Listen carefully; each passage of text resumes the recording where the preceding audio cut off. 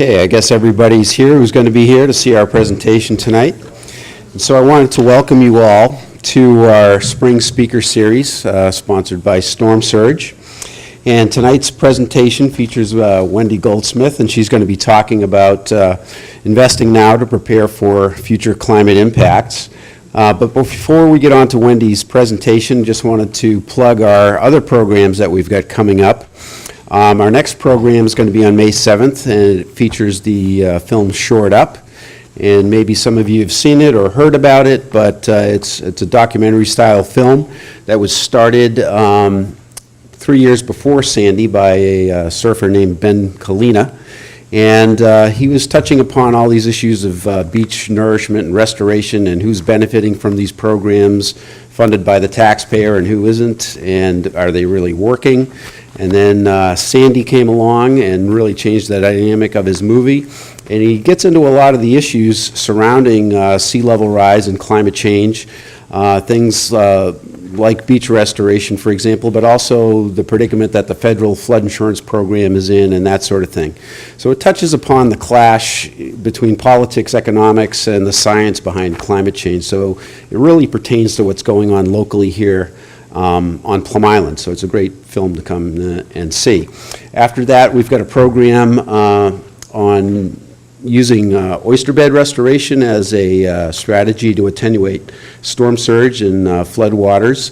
And then our final program, and I don't remember the dates, but if you're on our email list, which you should sign up for before you leave, we'll send you reminders. Our last program talks about some of the coastal erosion control measures out there and what works and what doesn't. And we have a coastal geologist speaking about that. Just a couple of other updates about Storm Surge. We're now officially operating as a nonprofit under the umbrella of the Newburyport Clean Tech Center. And we wanted to publicly thank the Institution for Savings and the New England Grassroots Fund for their grants that they awarded us to put on this educational speaker series. It helps us do all of this sort of thing. And then I just also wanted to put it out there that we're looking for volunteers to help us out with fundraising and grant writing. So if there's anybody out there who has that type of skill and is interested in helping us out, we'd love to have you join our group. Also have some news about some of the things that are happening locally relative to climate change adaptation, and we kind of hope that we had a little bit of a hand in motivating some of these things. The city of Newburyport recently applied for a grant with the Massachusetts Office of Coastal Zone Management to assess their vulnerabilities along the waterfront out to Plum Island. And the town of Newbury is exploring reactivating an old abandoned road on Plum Island as a second emergency egress from Plum Island Point should the center be overwashed during a storm. And some of this came about through a program that we did called Rolling the Dice with Big Storms back in February. Maybe some of you attended that. And that program, news about that got out, and we've been asked by the EPA Region 1 office to make a presentation of Rolling the Dice with Big Storms for their Science Council in the fall. So we're gaining some traction out there, and we're happy about the progress we're making. So now I just wanted to move on to introduce Wendi, our speaker. And after reading her bio and meeting her this afternoon, talking about all the things she did, I was sort of had this problem of, how am I going to introduce her? I mean, the achievements that she has, if I read through them, I wouldn't leave much room for her presentation. So, but one theme keeps coming back to my mind as a person and what she's done, and it really, I think, describes her drive and her determination and her passion for the field that she's in is the expression high-octane girl power. She's a very driven individual and has done a lot of great things. She is CEO of her own company.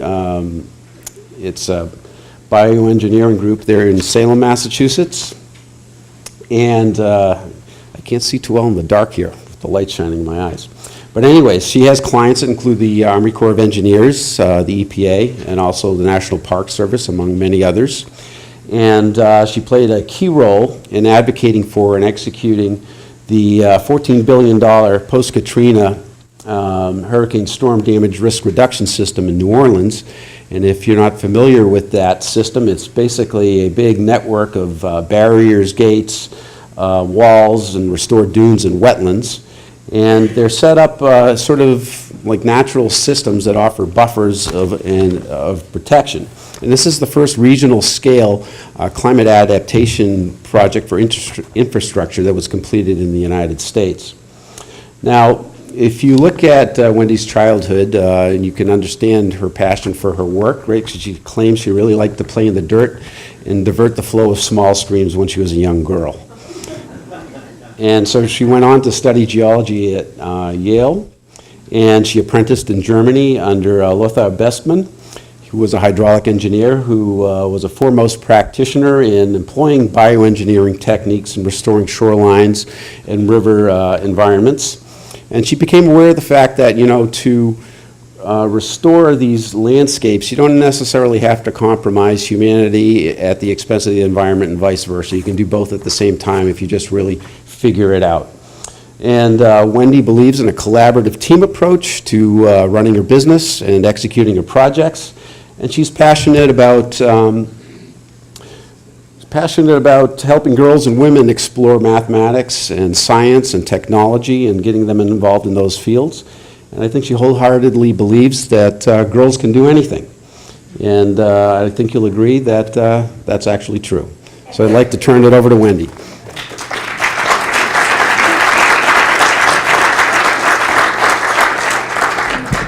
That's a fun introduction. Well, let me launch into this talk because it's an amazing crowd of people who obviously have been listening to a lot of other speakers in what's a pretty impressive and imposing series. So I'm glad to be part of it, and I'm going to give you some very concrete examples of the real-world projects that have been going on. Some of them that my firm and I have been directly involved in, and others sort of lessons learned from a further afield. But it's all about taking an anticipatory stance to make sure the decisions we make today properly account for the future, and we spend our scarce resources wisely by factoring in all the different contingencies that should guide sound judgment now. You already heard enough about me, but it's worth mentioning, in addition to the work that my firm and I have been involved in for over 20 years locally in Massachusetts, you heard that we were not only involved, my firm is actually in the leading role among the engineering consultants for the $14 billion of infrastructure that most people, even inside of government, don't know got built. It went from concept to functional completion in time for Hurricane Isaac. I'll tell you more about that. But anyway, in addition to all of this work locally, all of this work nationally, I've had the opportunity for about 8 years now to be involved in a NATO advanced research working group, figuring out how do you do infrastructure right to make sure you're preparing for climate impacts of the future, you're ready in the face of any kind of disaster, and that you're not making all these problems worse by the way you go about doing that. It turns out there's actually some real sweet spots there. So it's challenging, it requires some different approaches, but I'm here with a very positive message. So stay tuned. Sometimes I even get out in the field, and this is just proving. It's, been out there, been part of these mega projects. Someone was visiting the office just yesterday and said, "What's that, a picture of the Panama Canal?" I'm like, no, we should put up our Panama Canal pictures.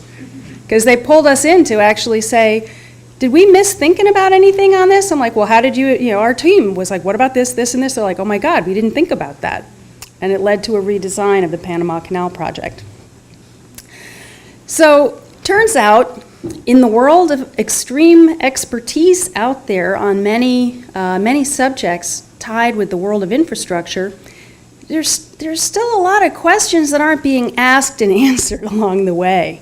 And so it's really when you convene people who know the history of a site, who are being frugal taxpayers, and who want their families and their communities to be around for the long haul. It turns out that's the source of some of the best insight. And it's not, the most highly trained people necessarily, at least not alone, who wind up drawing together the sound solutions. So I'm not so sure I'm going to teach anybody things that are somehow, the expert advice from afar. I'm not even from far away in this crowd. But the outline is just making sure people, and this is a very well-trained group, I can tell already, you understand some climate change basics, thinking at different scales of time and space about the risks we should consider. And then not just having the woe is me risk story being told, but talking about how to mitigate risk and reduce your exposure. What are the things you can do about it? And how do you factor those ideas about risk and risk mitigation into your decision process? You have to do that by being open to many channels of thinking at the same time. So it's a complex process, and you have to do it with discipline. And ultimately, when you really start considering all that's at stake, I will tell you, in my humble opinion, you need to solve those problems at the regional scale. There's a very finite set of things you can do at very localized scales. You have to start thinking of how things add up cumulatively, how if you cover some things but there's a weak link in the chain, did you get anywhere? That's really what happened to Katrina. People are very good at building systems that aren't systems. They're a system in somebody's public agency report, but if they aren't executed and managed as a system, they're not going to work like a system, and people can be even more vulnerable because the system didn't function completely. So I hope when everybody leaves the room, they're out there comfortably able to discuss, debate, and advocate for climate-adapted and resilient design at any scale that's appropriate. Climate change is a new topic. It kind of boils down into two things. And this doesn't even have to get into the subject of who's causing what. But, climate change mitigation is all about worrying about carbon. That's what the state of Massachusetts has been focused on. That's what a lot of international policy has been focused on. In fact, and that's what a lot of argument focuses on. Climate change adaptation is really all about water. Climate change brings a lot of different types of adjustments and alterations in the pattern of things, but the most predictable ones of that is more water in fairly predictable, low-lying places. We can focus on how to be prepared for that. And really, the purpose of this presentation is focusing on the whole climate change adaptation issue, focusing on flooding and ways we can reduce our risk and plan better in the face of more water. I like to say Bioengineering Group has a front row seat on climate change. This is our office. We built a lovely little, first of all, we picked a spot that is in filled former tideland in Salem, Massachusetts. And we built this lovely little outdoor seating area, a little deck chair you can see in the lower left corner. And what you see in front of this office, this lovely expanse of water, is normally our street and our parking area. It happens to be under about 2 feet of salt water at this point in time. Little less than a year ago. And it actually happens pretty often, as regular as the tides. It's predictable. If the wind comes from the northeast, it's even worse. But it keeps it front of mind for us that these are things that happen, and you can't just assume. Further up the river, a leading international engineering firm completed a major flood study, and one of their assumptions is the high volume rain events happen when the tide is low. So our river hydraulic model is based on this assumption.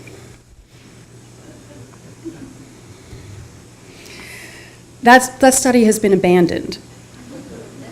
And that doesn't even factor the issues of climate change, right?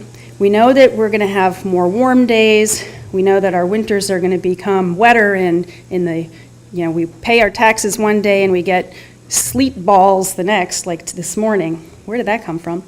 We're going to have more intense rains, especially wetter winter seasons, and sea level rise is not a new thing. We've had a steady relative sea level rise here in the New England coastline since geologic record began.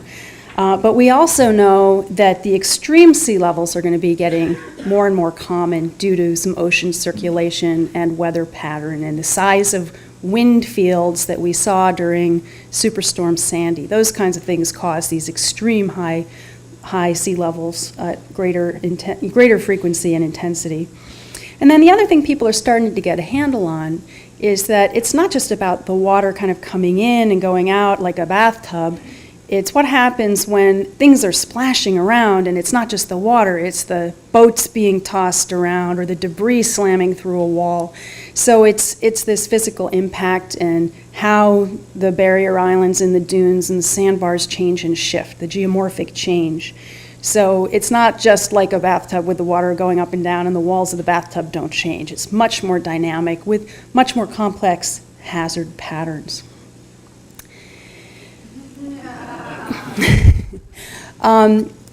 This is an interesting little example of, there's lies, damn lies, and statistics. If you were to look at a statistical average of the peak annual 24-hour rainfall volume, that dark horizontal line is actually telling you the average since 1900 through 2010, I think is what that is. Does that line does that tell the right picture? It's if you designed your urban storm sewer network based on that, you wouldn't be capturing what happens when you need the darn pipes the most.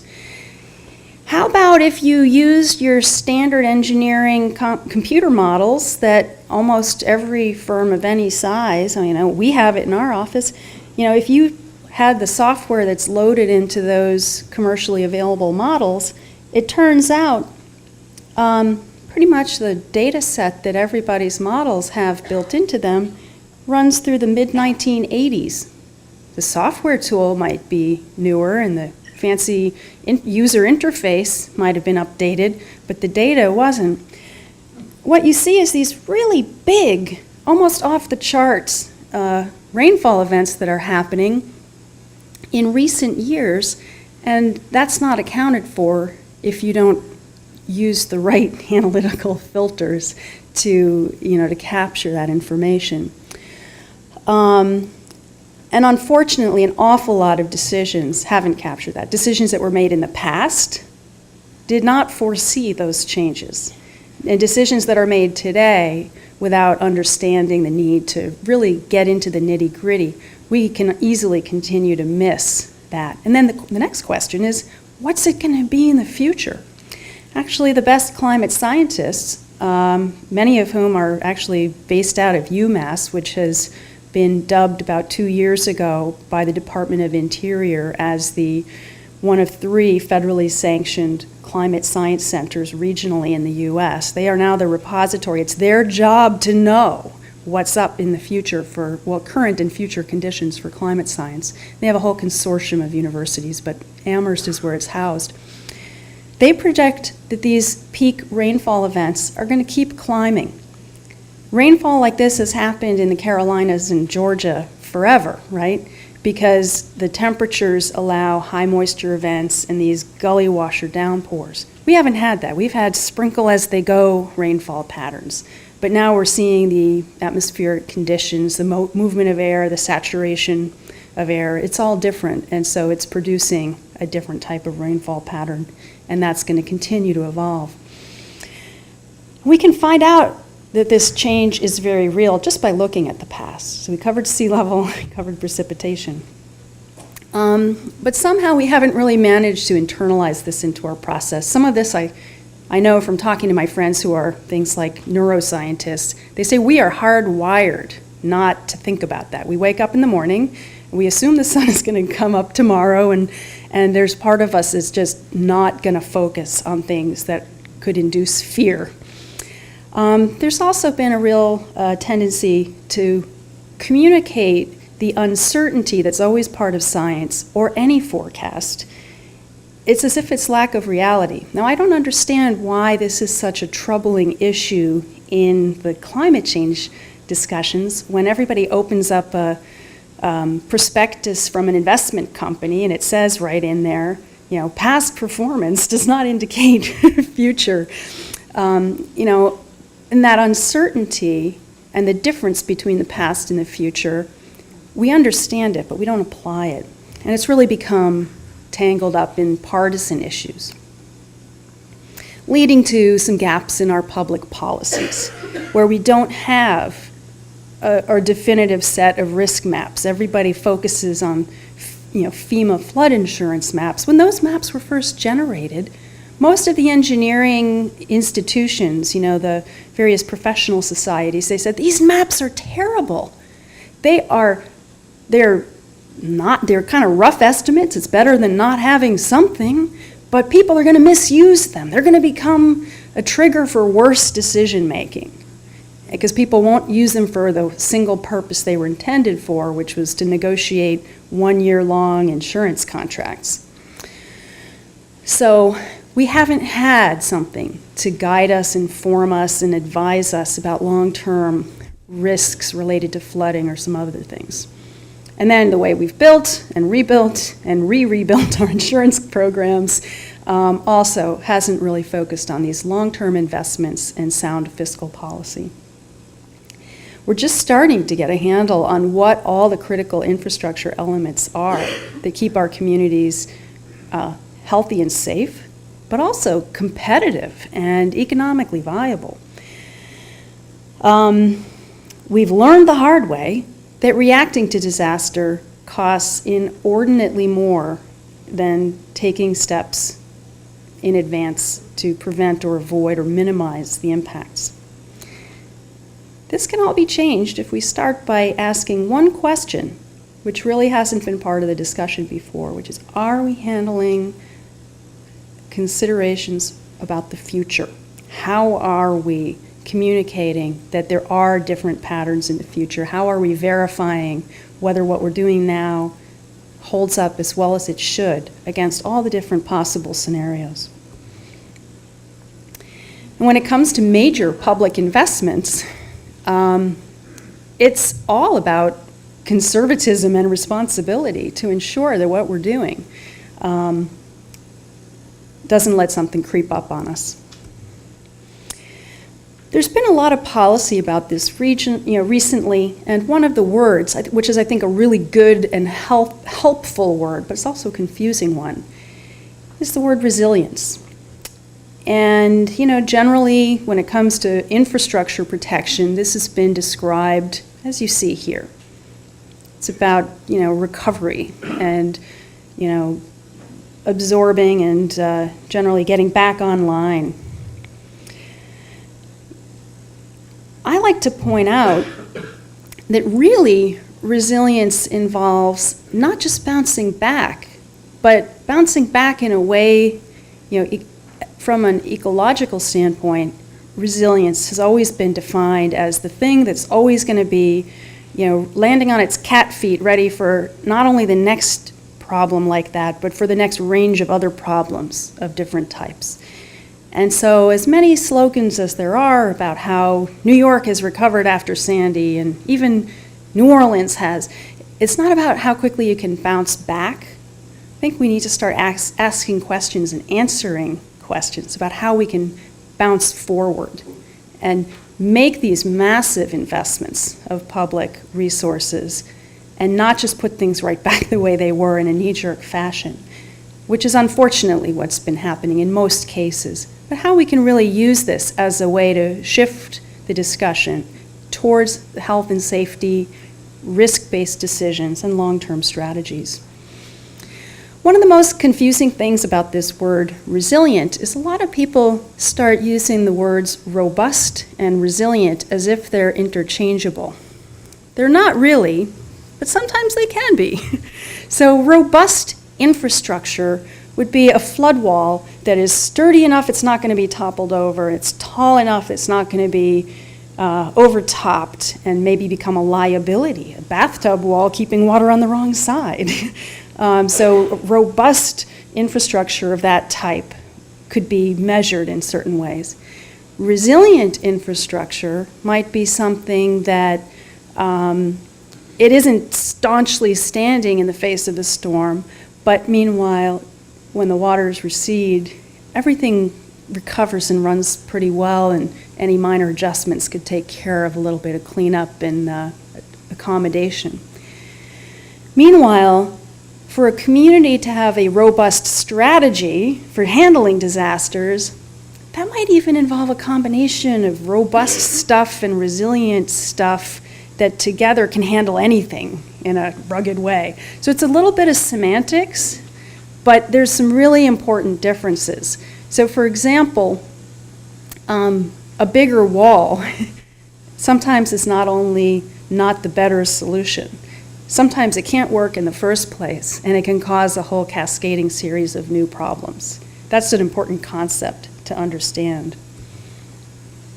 And ultimately, a little bit like the Hippocratic Oath, the top priority has to be reducing risk to life and to a lesser extent property, but doing so in a way that you're not repeating the cycle. You need to do it in a way that generally promotes resilience and sustainability at the system scale and in the long term.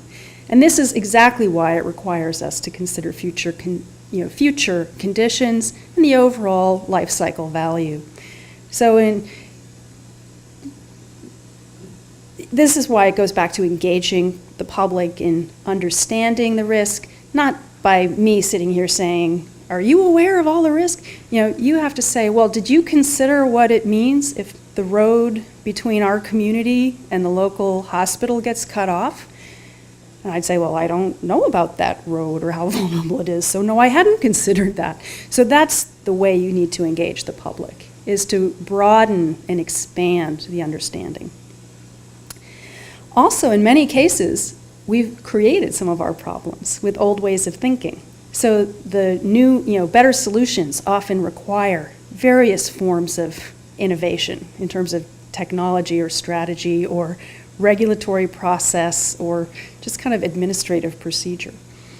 But we all have to be able to do this quickly, which means the things you're doing in this community to have these discussions and get everyone informed is the best single thing you can do to prepare, to act quickly when you're under pressure.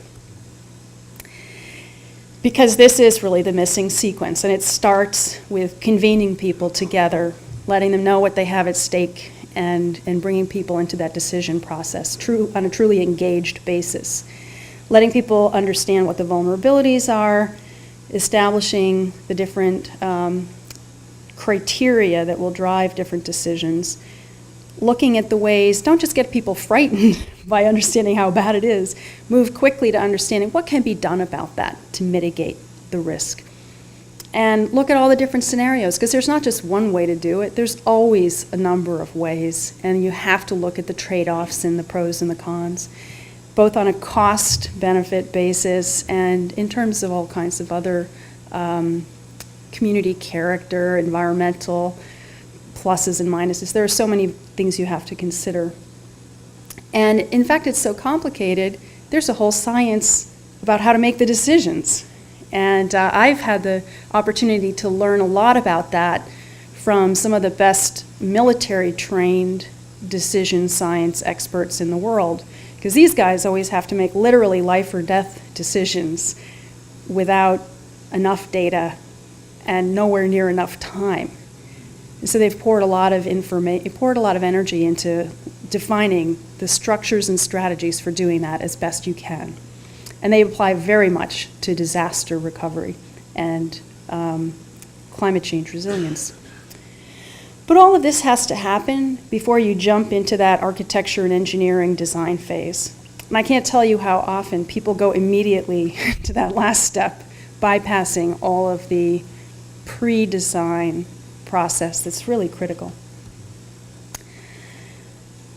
This is sort of a generic chart.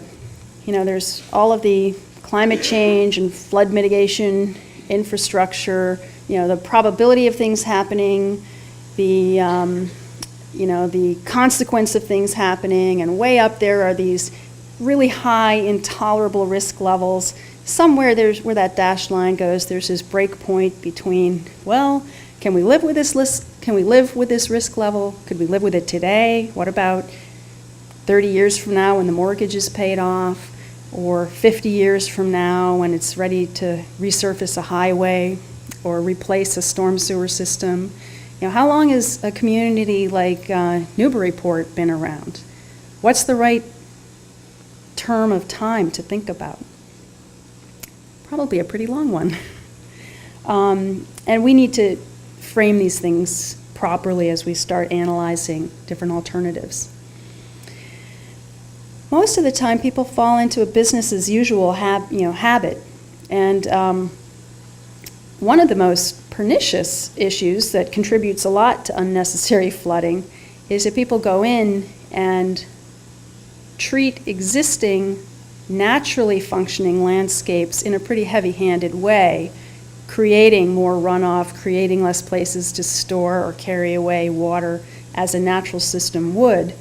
And we shoot ourselves in the foot.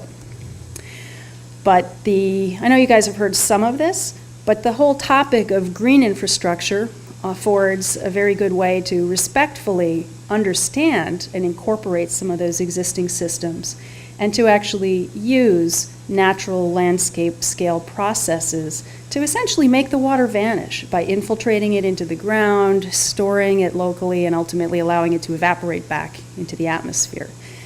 In doing this, you keep water in contact with soil and vegetation, which happens to be Mother Nature's natural way to sock away carbon dioxide from the atmosphere and store it in the plant materials, but especially in the soils. And in all the cases where these kinds of systems have been studied, it's not like a perpetual motion machine, but basically these systems store carbon to one rate or another pretty much indefinitely. So it's a wonderful tool, and it's a shame to break it. In addition, those kind of systems help keep water from concentrating in areas where it causes problems. So it's a good part of a resilience strategy as well as a mitigation strategy. One of the projects we worked on locally in Massachusetts is a big municipal project for a public works facility in Lexington. And in that case, the whole approach involved, first of all, you realize you're going to have to comply with regulations. The option we chose was to treat runoff at its source, to use the site to promote these ideas and help have a ripple effect of bigger awareness, and to really make sure the landscape was not somehow a decorative item and maybe an optional item in the plan, but to really understand the functionality and make every square inch of this site as functional as it could be. Doing so allowed the project to reduce its budget while actually exceeding LEED Silver standards. It was the first time a Department of Public Works facility had achieved that. And it was all by using this natural systems approach, which actually allowed it allowed the whole site to go back to pre-colonial runoff rates, which is a pretty high bar. Happens to be the bar that the federal government has adopted over the last several years as well. And it provided on-site flood management, keeping the site free of its own shooting itself in the foot flooding problems, but also helping the site not contribute to an existing flood problem in the community. And these are all the different things that went into that, using every part of the site as part of the water management system. So the vegetated roof occurred on only about a quarter of the footprint of the building, shown in blue. And it was a bunch of lightweight, highly water-absorbing soils with basically alpine vegetation, picture sort of rock garden, something that was designed so that when you viewed it from the public meeting room that overlooks the little roof area, it's nice. It turned out to be habitat. We had all kinds of birds using it and even nesting there. It was a fun thing. Other parts of the roof were painted with a cool roof reflective coating to lighten the demand on energy for air conditioning. But it also just funneled the water into some cisterns. And these cisterns were actually designed to allow the street sweeping equipment to use that water. And it not only was it thrifty with the water, but what really excited the public works folks was it allowed the street sweepers to be filled in 4 minutes instead of like 40 minutes to tank up and go back out and do another round of street sweeping. So it allowed this kind of, you turned the valve and the thing went whoop and filled up full of water and out they went. Under a lot of the paved areas, we had gravel infiltration beds, and this wasn't really green infrastructure. There were these plastic arched chambers to provide orange infrastructure for stormwater handling. And then through many areas, especially the more visible and foot traffic oriented front-facing part of the site, there were a bunch of rain gardens and bio basins put to take runoff from the streets and the other portion of the rooftop and handle it that way. We also work with porous asphalt with a gravel bed underneath it. Here's the conventionally paved driving lane in the parking lot. You can see the water, is shiny on the surface. Then the water just starts to run off the slight crowned surface into the porous asphalt parking bays, and it just drops away. And in fact, I could take my water bottle and pour it in, and that all drops away. On the backside, partly as a habitat buffer, that was a larger scale created wetland as well. So these were all the different pieces of the site that were used as part of the water management system.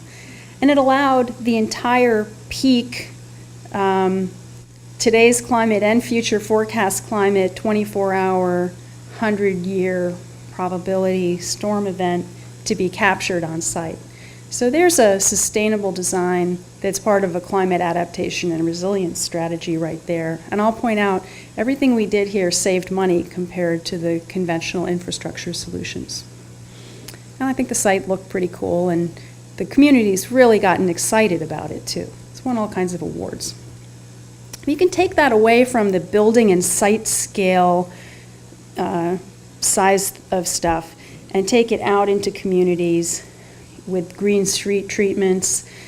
It's easy to do it when you're building new stuff, but we're working all over the place, including in Cambridge right now, on a bunch of best management practices, retrofits in existing communities, not so different from this one, where we're adding some of these stormwater infiltration and biological treatment systems in the middle of developed neighborhoods, some of which are hundreds of years old. We generate some sketches and talk with the community to get their input on which way they want it. Here's an example of something that creates a little bit of traffic calming and safer pedestrian access as well.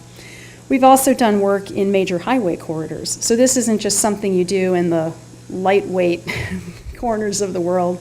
This is a serious, most heavily trafficked truck route in the eastern corridor on I-95 in North New Jersey. And this was a whole case where back over, I guess about 12 years ago, we did the original design for this, and it turns out it was the only part of the local highway system that drained properly when Sandy came in. People are now saying, this is the model we have to use for rebuilding. So green infrastructure is something that can be very cost effective. So take away the idea that all of this stuff is costing extra or costing more. This is going about the usual project work that any community has to do, but doing it in a way that is smarter, anticipating future conditions, and better poised to react well under a range of scenarios. And in addition to doing this stuff that manages stormwater, there's a whole array, and I'll illustrate some of them before I'm done, of how you can provide management of water and energy in the coastal landscape. You're not just storing rainwater, you're buffering storm surge and wave impact and river corridor dynamics. But especially when you use all these things together, you end up with a system that can withstand a whole variety of risks.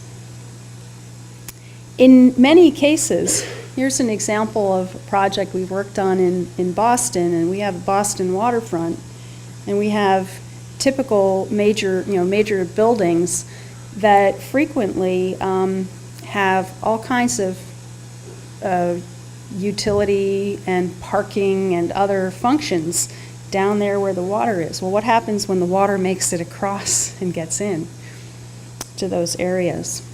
People are starting to look at that more and more. So let's imagine that a building like this one was planned well, so the floor elevation and the type of power system and everything was figured out. So let's say a given piece of property is all squared away because we made sure to factor in everything when it was built. Next question is, well, what about the power supply that services this? Is the power going to stay running? Turns out this happens to be a wonderful example of having a very high degree of ability to generate its own power locally because of the solar panels. I have a hunch, however, that because of the local utility regulations, that it's probably not allowed to have the right switches in place to service itself. So in other words, if the grid goes down, these solar panels on the roof are not functioning. This happens to be an area where disaster-resilient microgrid solutions require a little bit of a regulatory adjustment so that you can switch it over just as if you plugged in a generator, an emergency generator. So all it takes is special switchgear to allow your rooftop solar to become an emergency generator. But usually the utility blocks you from doing it because then you might go off the grid. So how about your water supply and your sewers? What does that look like? When Sandy impacted New York and New Jersey, those systems were at the front lines of vulnerability. What's up with the local wastewater conveyance and wastewater treatment facilities? Are they in the right place? How vulnerable are they? How about those first responders with hospitals, firefighters, and so on? Let's say everyone weathers the storm. What are the commuting routes? There are still places in Sandy-impacted areas where people have, multiple hour commutes because the system still hasn't rebounded. And then what happens when a community, and this was almost universal on the Jersey Shore, schools and roads and other things that were community assets, they were so impacted, these self-insured communities said, oh my God, we don't have the money to just rebuild. We need to post a new bond to get, to do this. And the bonding community is looking at all these municipal bonding proposals saying, we're not going to give you new money. We're wondering how the heck you're going to pay off your existing bond because your tax base just tanked. So, this is raising some big shockwaves in the public finance community. But this can all be addressed by changing the frame on which we plan and design. And I think, as I've been trying to indicate, that needs to take place on a more regional scale. You can't just look inside the line that, if you're designing on a set of drawings, somebody does the first survey work, like, okay, this is the site, okay, get to work working on that site. That is not how you solve these issues. But project by project is how you get it done, by thinking on a regional, complex, linked basis, looking at how what you do on a given project with a given budget can have a more resilient impact on everything around it within the system. So the City of London is often held up. Well, you could talk about the Dutch all day. There are lots of great examples. I'm a quarter Dutch. I'm very proud of that. I'm a quarter Dutch engineer, no less. But a lot of people point out that the geography and the history of the Netherlands is so different, it might not be a really even comparison. Let's think about London. The Thames River barrier was something that actually was the thought leader who campaigned to get folks to think about doing something that big, that kind of engineering feat, that kind of move to change the future of the City of London.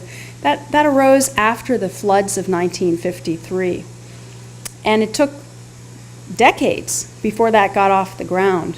But they built it in the 70s, it became operational by 1982. It gets used to manage flooding that's generated both by rainfall and tidal activity and storm surges. And it's already absolutely paid off for the initial investment in benefiting London and the surrounding communities, especially the whole London Tube subway system. But people also started noticing, anecdotally, they seem to be using it more and more often in the 90s. And in fact, here's what it looks like. I don't know if anyone's seen it. I happen to think it looks sort of cool. It's a sort of whimsical style of architecture. It's definitely this very built system. And these semicircle shaped barriers lie flat on the ground, and then they rotate and they block the water. And those big yellow painted mechanical arms are the mechanical driving force for that.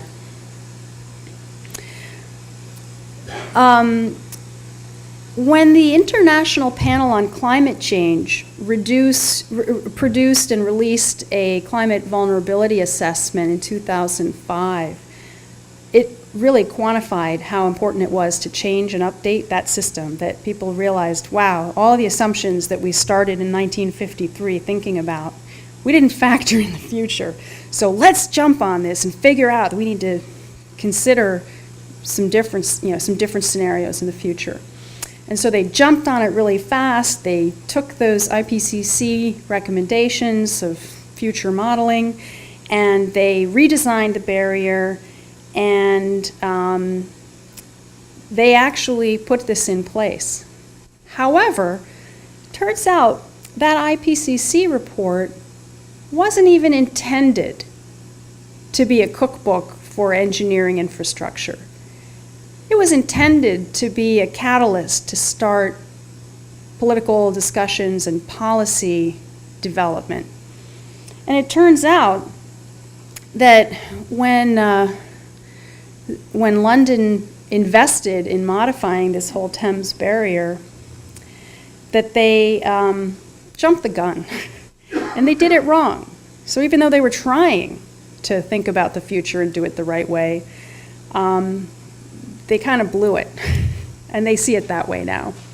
And by 2007, people were voicing the concerns that for political reasons, the IPCC had understated. They took the lowest common denominator of projections, and it didn't take that long before people said, no, the projections need to be increased. And so now that newly upgraded Thames barrier has to be completely replaced by 2075.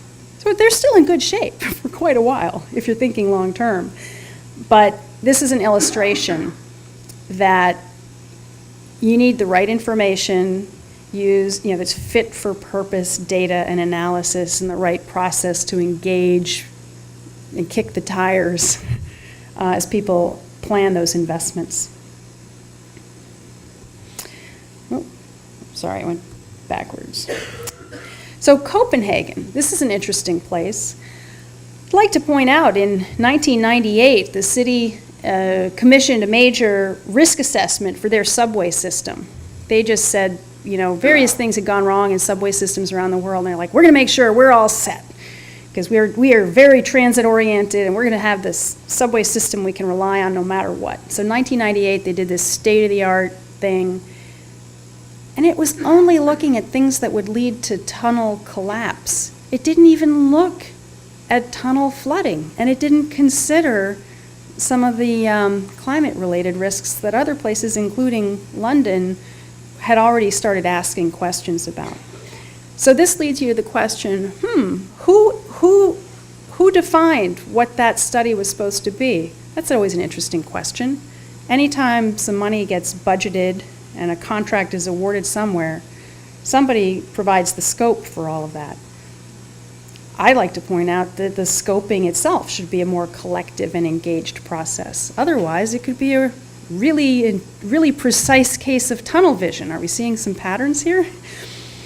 Now, in this case, they did a climate vulnerability assessment in 2003, and at that point, they thought 2.2 meters above current sea level would be the right kind of event to look at, and they hosted this 2009 climate change conference with international delegates, and Copenhagen was, they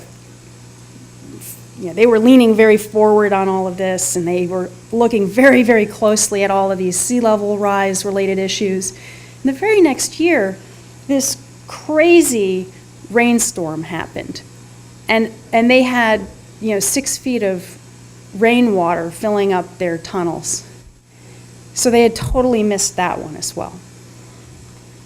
I won't show you, but you could find them on YouTube, the dramatic video footage of the Copenhagen 2010 rainfall events are kind of thrilling to watch. It's always funny when you see water getting to places it shouldn't be. Now, I happen to think the city of Copenhagen has many resemblances to Newburyport and vicinity. Also, if you look at this plan, this shows, all the blue shows a lot of Copenhagen underwater, but that sort of semicircle with all the little points facing to the lower right corner, those are all the old fortifications. The central city of Copenhagen is all a fortified, medieval city at its core. And it had a moat around it. So these are the little, what do you call it in a fort where you have a pointy thing you shoot people out of? And well, it was they didn't stick up. They just kind of pointed out so you could shoot in every direction and get them first. A bastion, that sounds right. Yes, thank you. Anyway, the Copenhagen Climate Adaptation Plan revolves around a combination of green and gray infrastructure, and there's a lot of emphasis on protecting the tunnels, but also it had a lot to do with the perimeter controls and green and gray infrastructure to keep storm surge out. And here's how it looked. If you look here, off on the right, I don't have a pointer, but you see a little sailboat and its mast is kind of sticking up. There's a little structural wall there that's the first line of defense in this case. And then that turned out to be necessary to keep a public recreational beach as a second line of defense on a more or less perpetual basis. They did a lot of modeling over a multi-decade time frame and revealed that they would not be able to, there wasn't enough sand in the area to use that alone as a front line of defense. They love their beaches. They have a short beach season in Denmark, but they love their public beach, but this is how they configured the multiple lines of defense approach. And here you see it on a sunny day with beach users, and here you see it during a storm event up to the brim with water. Now we'll go down to New Orleans. This not very elegant acronym is the Hurricane Storm Damage Risk Reduction System. We all call it the HISDRS. So this infrastructure, how many people have heard of that before they came to it? Came to this, okay. But most of you, okay, so you guys have been hearing from a bunch of speakers. You guys are tuned in and you're, this is the single biggest public infrastructure project the United States has ever spent public funds on. You couldn't turn on the television for the several years after Katrina hit without seeing all of this news story. But it's amazing to me how silent everyone has been about the fact that we now have a functional solution for that region, and there are so many teachable components that came out of that process and that should be being picked up and thought about in other communities, and it's radio silence. The conceptual planning of this system didn't get kicked off until 2007. Katrina hit in August 2005, and it really took a year of just plugging the holes in the levees, helping the people, thinking about, really assessing the problem, getting contracts in place, and then a large number of science and engineering and planning teams were brought in and given various pieces of responsibility tied to this overall $14 billion infrastructure program. But the planning of what that program should be started in early 2011, and Congress said it needs to be functionally complete by 2011, otherwise it isn't worth doing, because no one's going to come back and reinvest unless they know date certain something will be there. The most astonishing thing is we all pulled it off. And we were so focused on doing the job that we didn't talk about it with anybody. One of the things we did from an environmental regulatory standpoint, people said this is going to be impossible. We can't even get the NEPA work done, the National Environmental Protection Act compliance.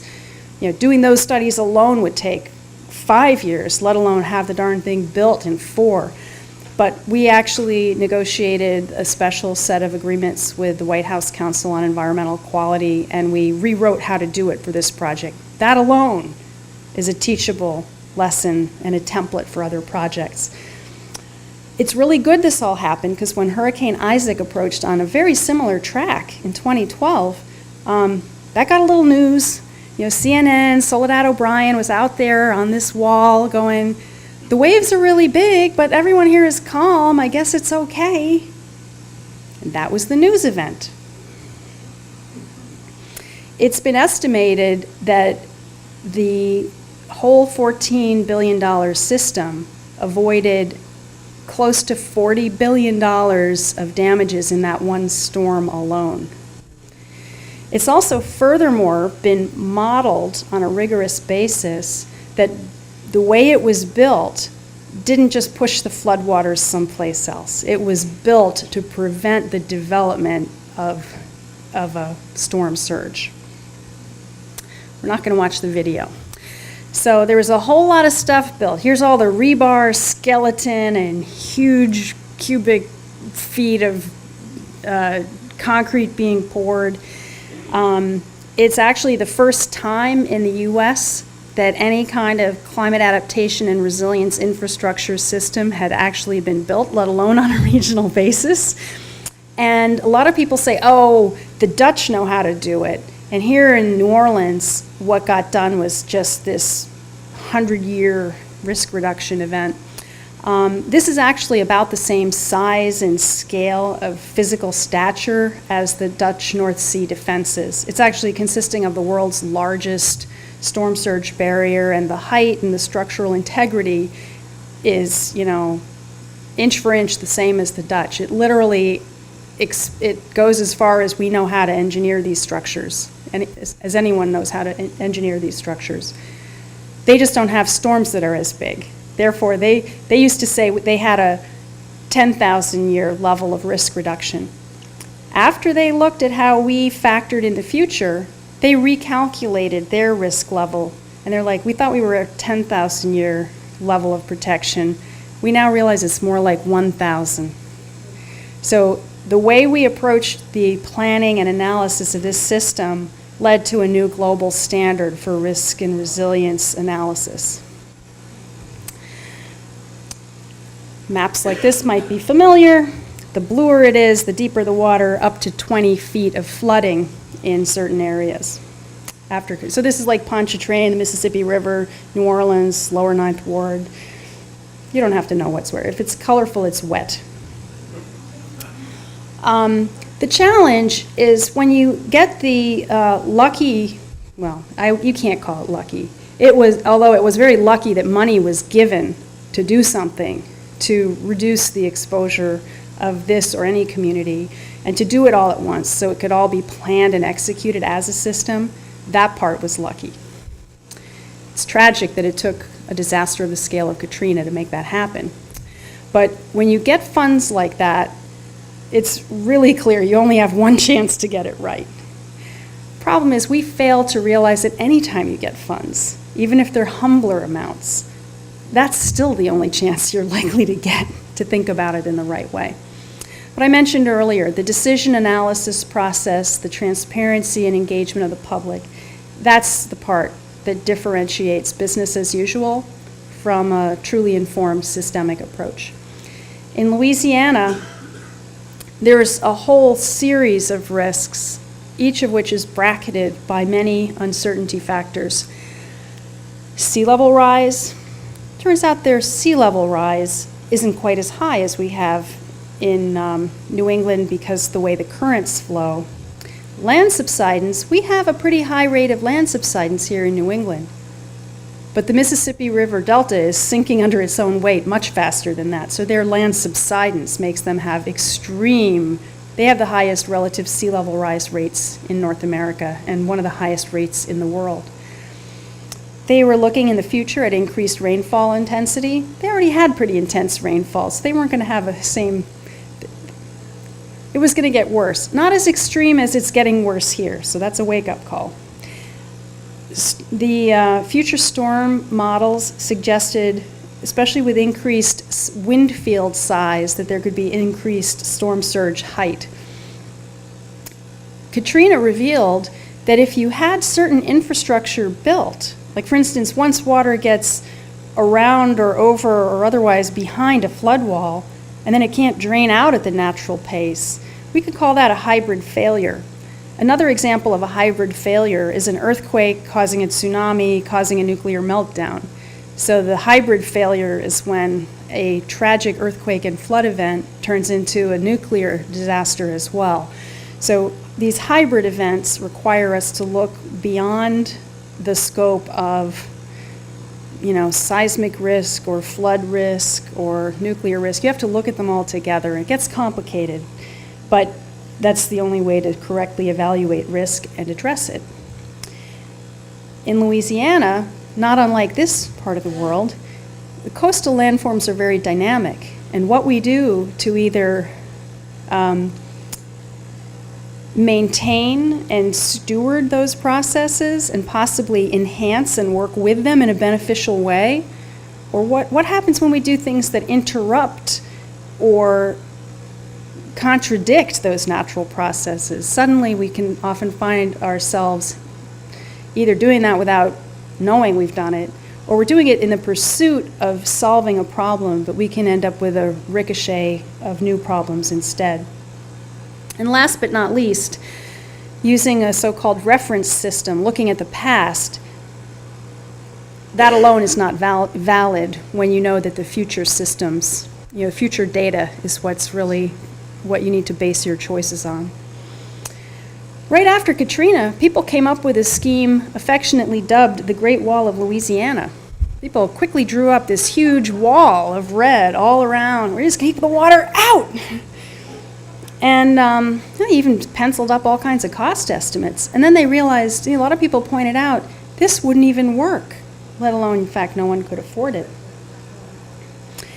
And instead, this risk-based approach came into consideration, where the end of the service life was the target for the design. And everybody knew that all of the conditions that the design would be based on, at the end of the service life, they were not going to be the same. The landforms would have changed, sea levels would have changed, et cetera. So then the next question was how to optimize the budget to address that. And we realized we needed something very, very different from that Great Wall of Louisiana. One that factored in the sea level rise and had a truly systems-based approach.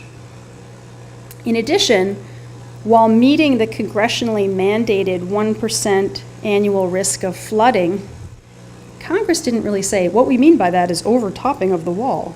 They didn't say anything about service life either, but the team said,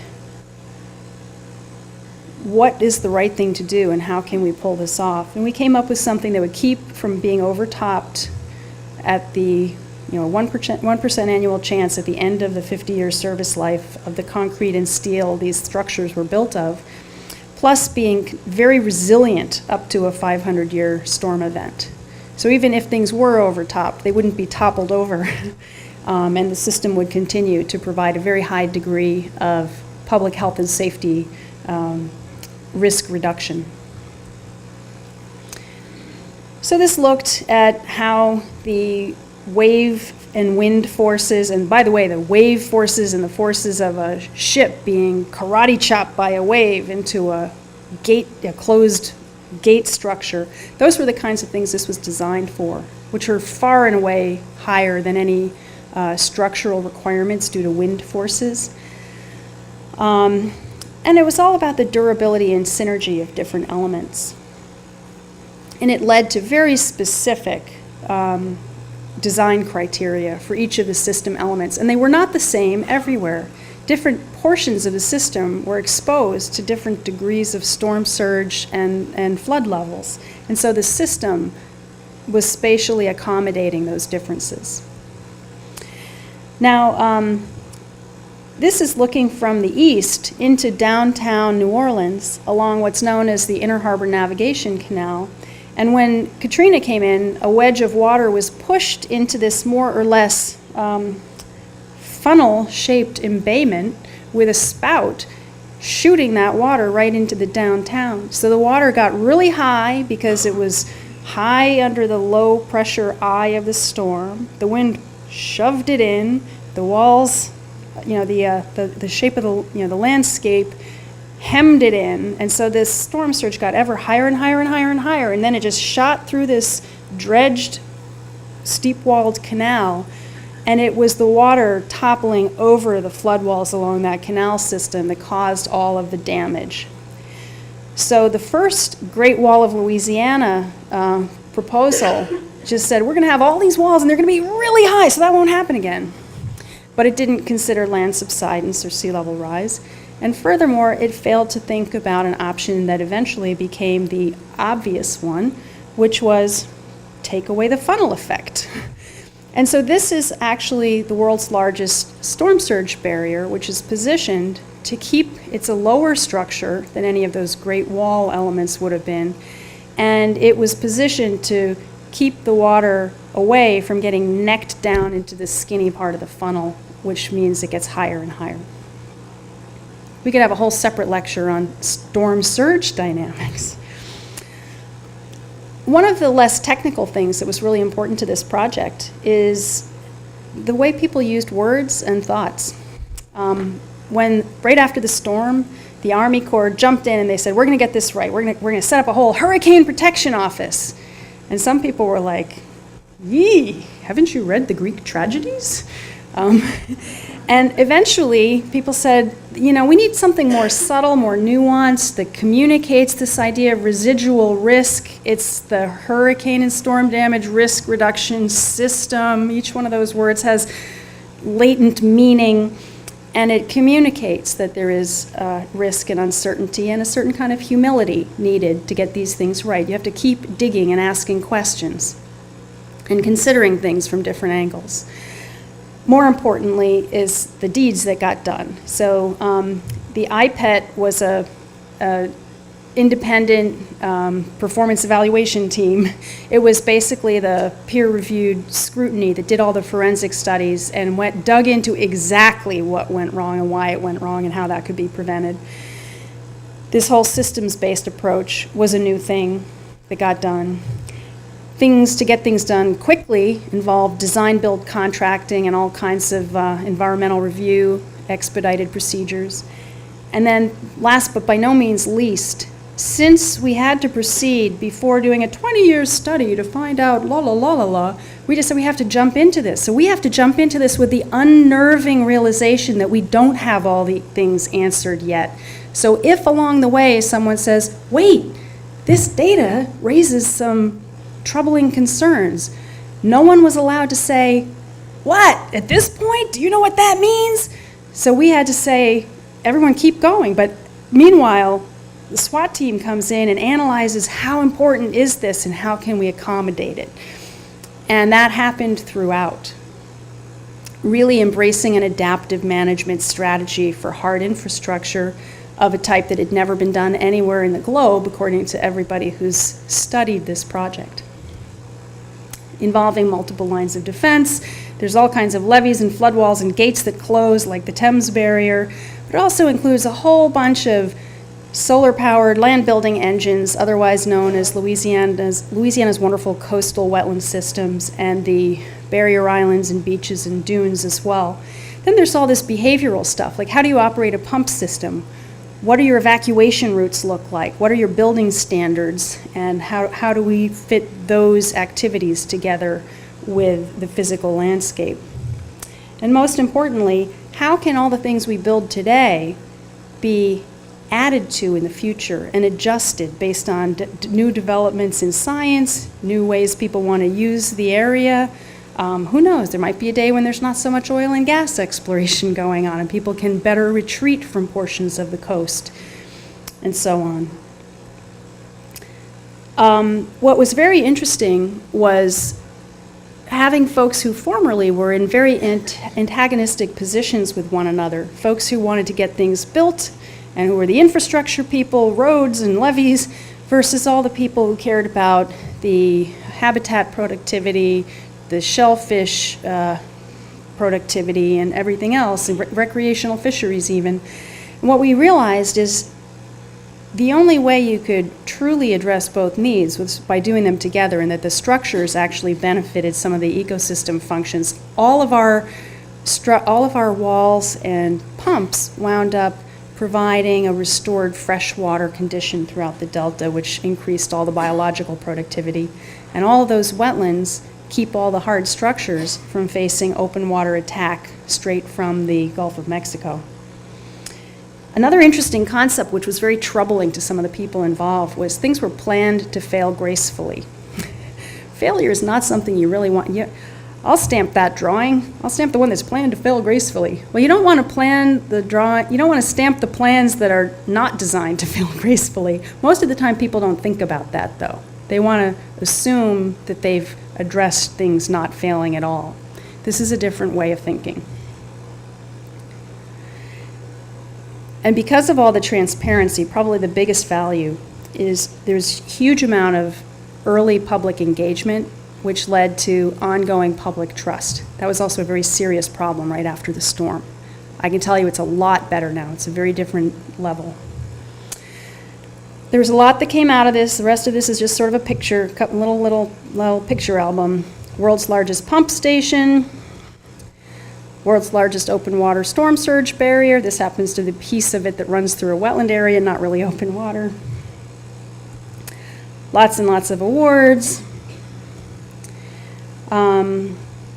Lots of ways to communicate and collaborate.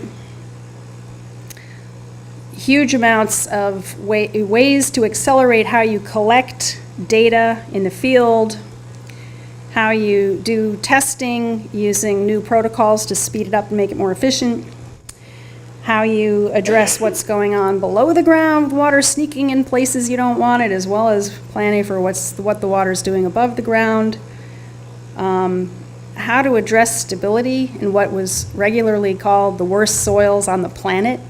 One of the local geotechnical guys said, it's muck on magma.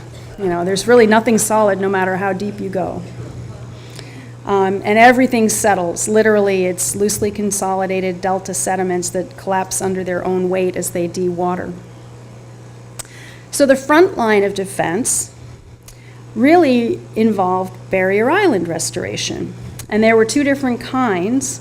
Some was just dredging sandy sediments and belching it out in semi-engineered patterns to create these vast new platforms for beach and dune and marsh restoration.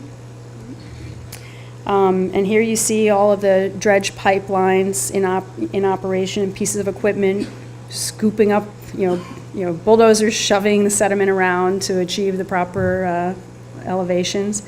Various forms of marsh and dune grass plantings, which develop quickly. Again, they're gathering the sun's energy and building these, land-forming, root-stabilized, living landforms.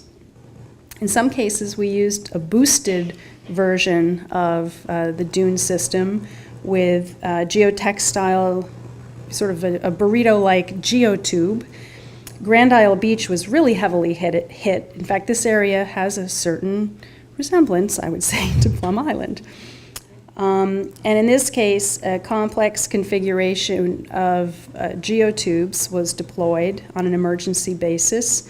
There was a different plan for what to do at Grand Isle, and Hurricane Ike hit, and we were called on just to come out and engineer a solution and get it built really fast. So here's this central geotube, and sand was hydraulically pumped in, and this was tethered in place with these special little units kind of holding it in position and filter fabric, but the whole thing was backfilled with sand. The surge barrier itself had a foundation over 100 feet deep, and it involved a lot of high-tech materials. The levees were huge, and the roadways to get access to them were their own monumental infrastructure exercise, but serves as a lasting evacuation network. We had to use a whole lot of pilings because 150 feet long is the legal limit of how long a piece of steel can be carried on a truck running on a federal highway.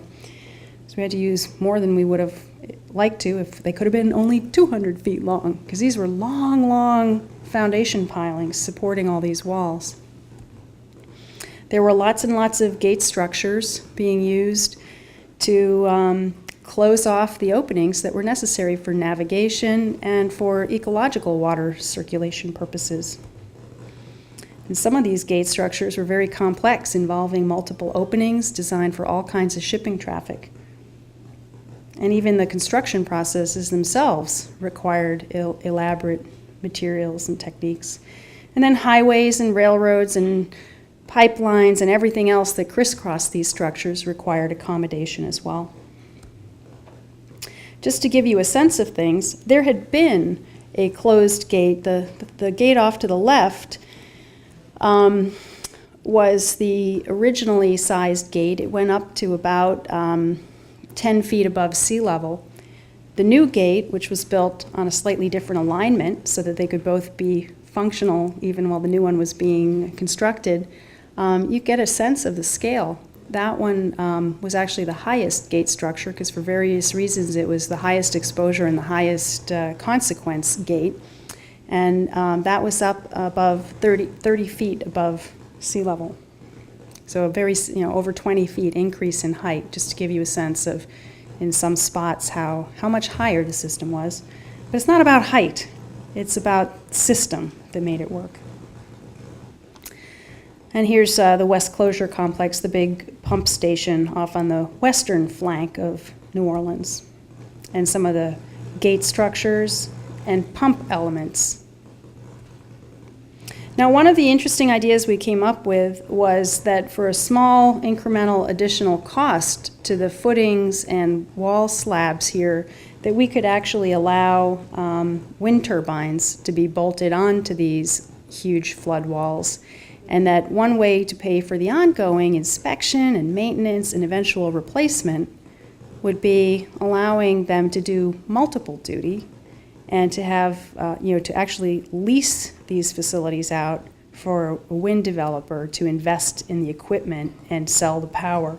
But that this would also be a way to improve the power supply during disasters. So although this was not incorporated into the design at the moment, it has been picked up now that the rights of way have been transferred over to ownership by the state.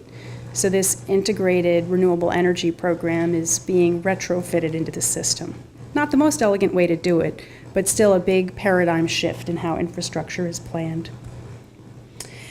Last but not least, this whole system just got certified by FEMA in February of this year, which brings everybody's insurance rates down. Well, you don't actually require flood insurance within the risk-reduced zone of this system.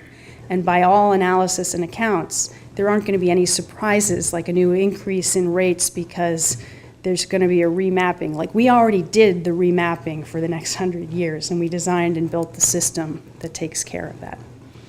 So that's a good example of preemptive loss avoidance and planning today to invest for the future. Sorry about the static on the line. I don't know if there's anything. And I've been giving you guys more detail than I give a lot of audiences, but I want to hear your questions. If the water does go over the wall, what measures were put in place to allow it to come out? Well, there are 87 pump stations.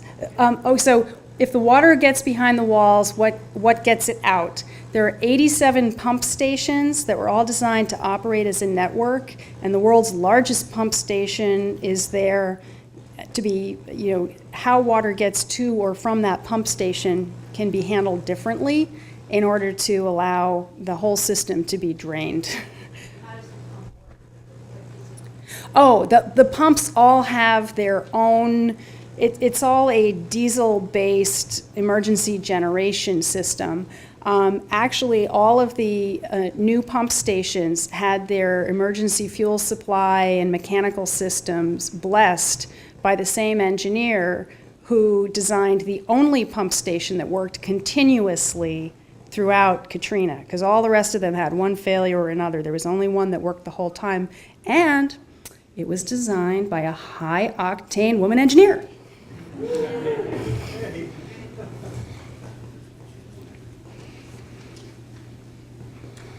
I could probably think of about 100 questions, but I won't do that. It's an extremely interesting presentation. One thing that I wondered about, you mentioned that the makeup of the soil in Louisiana, and local engineer referred to upon muck, I guess. There's got to be bedrock somewhere. How far down is it?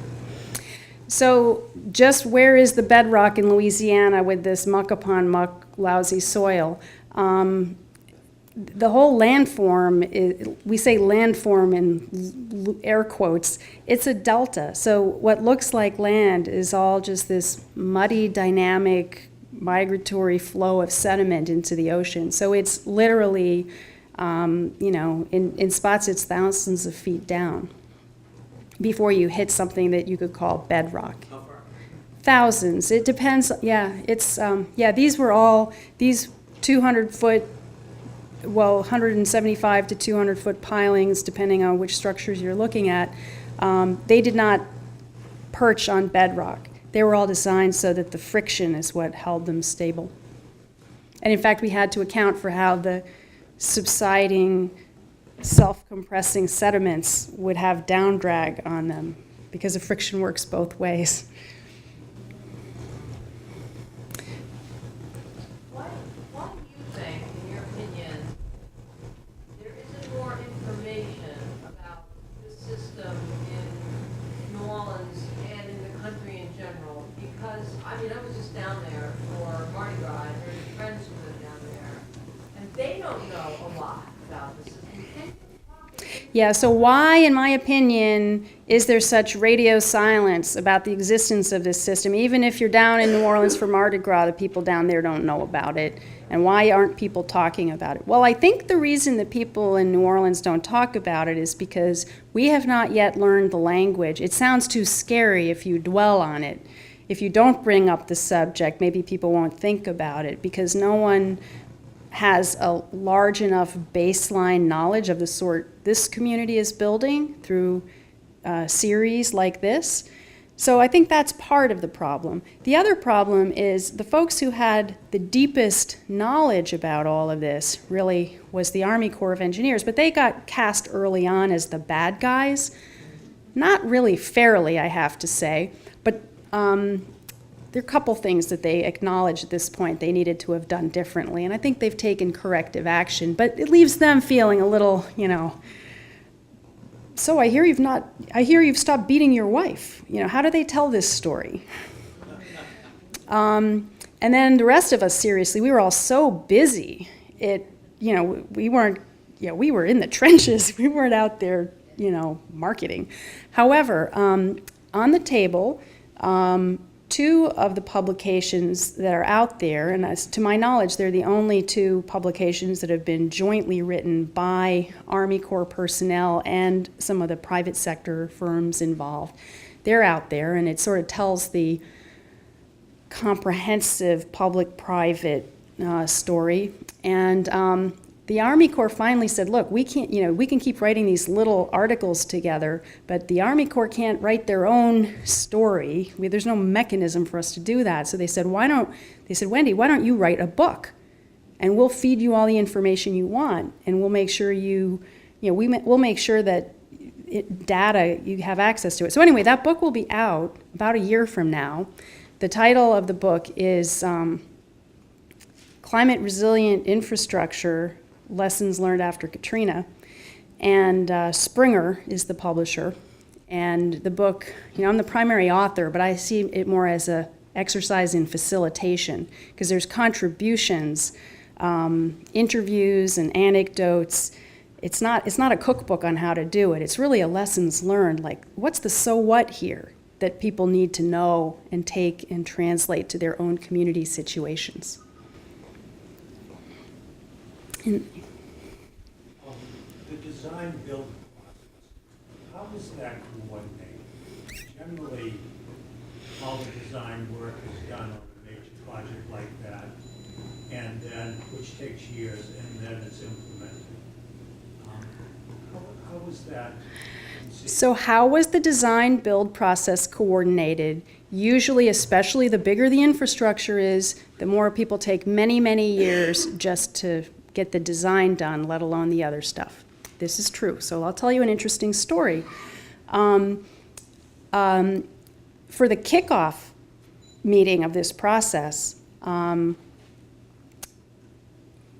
several of us met with a contingent from the Army Corps, and they had a Gantt chart, a time and task breakout chart that basically would have covered every piece of the real estate on the wall here, covered with posters and photos. And it was like, well, if we mobilize 80% of the drilling equipment to collect geotechnical samples from everything here, it's going to take us 3 years just to follow our standard specs to collect the data we need. So 3 years from now, we can start engineering things, and if we've just hired $500 million worth of engineering horsepower from companies around the globe, and if they're busy like crazy, it's going to take another 5 years to do the engineering, and then it's going to take another 4 years to get the environmental permits, and then it's going to take 18 months to put it out to bid, and they had a 12-year timeline. And some of us were like, well, what about the part that Congress said has to be done in the summer of 2011 before hurricane season hits? How's that going to go? And they're like, well, there's no way. So then we convened a whole meeting with local citizens, mad scientists from around the globe, just a mishmash of people, and we had the same discussion. And someone was like, well, what are your crazy specs for collecting subsurface data? Why don't you do it a different way? Why don't you collect it less frequently, assume that you're right, start your engineering, and then go back and get more information? Instead of drilling, why don't you use cone penetrometer testing and geophysical analysis? Send little sound waves through and measure what you've got. And so they're like, I guess we could, but we'd have to get permission. So we came up with some ways to do all of that, at which point everyone's like, well, but there's no way. Well, actually, the Dutch said, you need to put this out as a design-build job. Everyone's like, that's impossible. It's illegal to do design-build for a major infrastructure work where public health and safety is having this gigantic risk. No one would do it. And besides, it would take us 10 years to write an RFP for the design-build, because that's so new. So the Dutch guy was really funny. He said, I'll translate and mail you ours, because we did a big gate, and the RFP was 3 pages long. So then that's when the legal staff started to say, well, even if it's technically possible, it's legally not possible. So this was one of my favorite moments. I got to say, because they said, design, because some people are like, no, the Army Corps does design build all the time. You build military barracks design build. You do runways design build. And I'd be like, no, you can't. It's forbidden to do civil works design build. So I was like, got an answer for that one. We just completed the first non-emergency civil works design build project as an experimental prototype for Baltimore District Army Corps, and we've got all of the documentation so we can do it here. So we wrote the design build RFP for the world's largest storm surge barrier. And we put out the RFP 6 months after coming up with the idea that the storm surge barrier that prevented the funnel formation was the right way to do it. And it was built 3 years later. It was functionally complete 3 years later. The actual, after it was built, people realized, well, we need to change a couple things here and there and reinforce a little steel because the currents are a little different than, other things got changed. Anyway, there were little adjustments. Point is, none of that mattered. Another interesting thing is we realized that all of the projects were initially planned as individual projects. Then the question was, if we have people commuting to work on all these job sites, what's the traffic going to be like? And we realized we had to basically triple the size of the highway network in the area, at least for the purpose of construction. And then the question is, what do? Rip it up and restore it back to forest afterwards? Or is this a good evacuation route to have? Is this handy? So that led to a little more. The other thing the Army Corps said, let's put in an order for the biggest global order of construction steel and concrete that the world has ever seen. We don't want to have each different piece of the project, contractors bidding against each other and jacking up the whole price. We'll just have one lump sum of concrete and steel ordered, and we'll dole it out to the contractors as needed. So that shaved about 20% off the materials costs right there and made it so there weren't bottlenecks. Sure. In terms of doling out money, the money had to come in. Can you describe how it all came together, that you were doing planning work before proper funds were allocated? What was the process? What were the processors or systems for having money come in and doling it out, giving the planning and construction and permit? It was all happening. We made it up. It was actually, the fact that it was all fully transparent and it involved people in this constant dialogue meant that it didn't have this linear process that usually happens. It was an iterative process. This is what we think we have to do. Start. Let's double check and make sure it still sounds like a good idea to do. Yeah, looking good. Well, maybe a little adjustment over here. And then so on. So that's how it went. Who signed the check?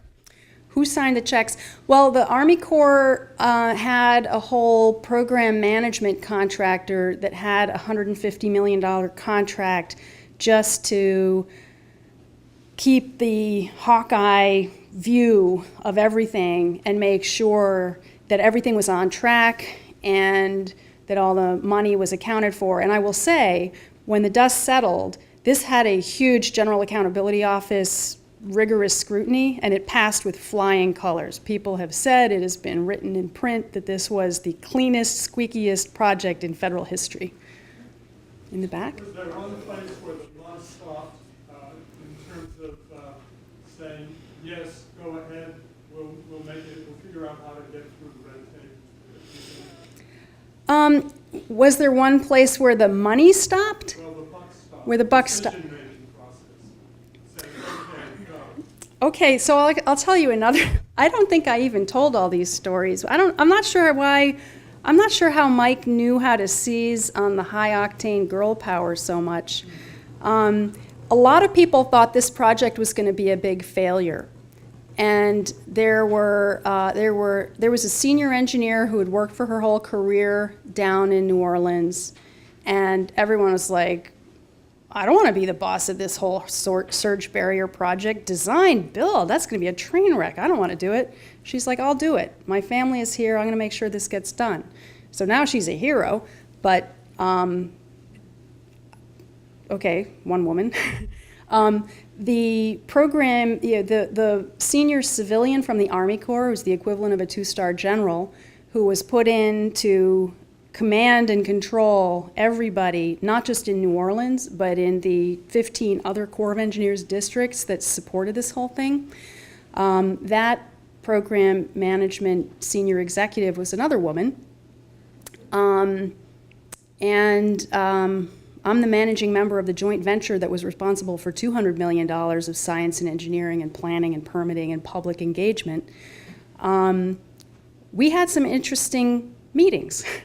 And we had a different style of communication, and I would say there's something to this where asking questions and wanting to hear other people's opinions and thinking about the different trade-offs was different from any other engineering and construction process I'd been in, because there was red tape, and there were people who said this is not possible. But things didn't stop then. That was like, okay, let's keep talking. What's the solution to that? And there was more of a peer group team of high-octane problem solvers. And it wasn't only women involved, but I would say there was enough women that I think it changed the nature of the process.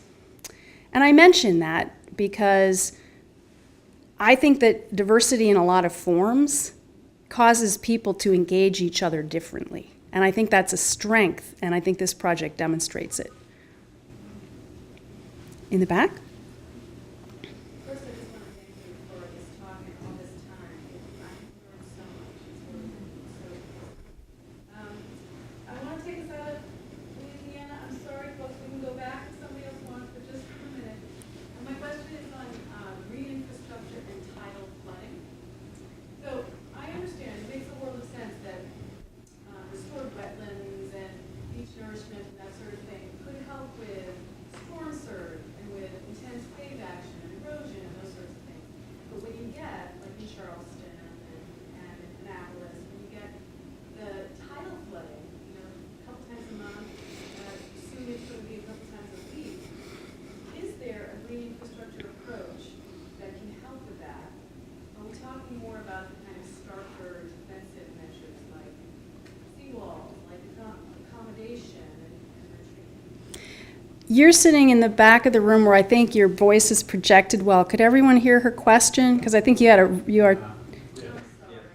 Okay, the question is green infrastructure versus hard infrastructure. All of these low-lying coastal wetlands that are getting increasingly inundated, not only in this region, but especially places like Annapolis. The Mid-Atlantic has a bad case of localized subsidence. Can you do it all with just green infrastructure, or is this where you need walls and gates? Here's my opinion, just generalized. You can't keep the highest water levels out without a gate. A wetland can slow and reduce and temper the force and the height of a storm surge, but it actually takes literally miles of wetland. A place like Louisiana has miles of wetland that can have a meaningful dampening impact. We don't have wetlands of that scale in most parts of this country, or this region. But you can put some fairly surgically placed barriers and gates that are open all the time and that even can self-regulate to close during peak events. Now here's the problem. If you build walls around yourself and then you got water, you're trying to keep this water out, well, what happens with this water? So the problem with that this is where the green infrastructure really comes in, because at some point, either we write off all our real estate assets in places like Boston and New York City and lots of communities like here, or we have some hard infrastructure carefully placed, working hand in hand with the green infrastructure. And then we're using green infrastructure like crazy so we don't drown in our own rainfall behind these barriers. So just as a general pattern, I see that's the way to envision it. And we should use that approach so that the next time we're investing in a wastewater treatment plant or a public school or a hospital, we have it out of harm's way, informed by the future. Make sense?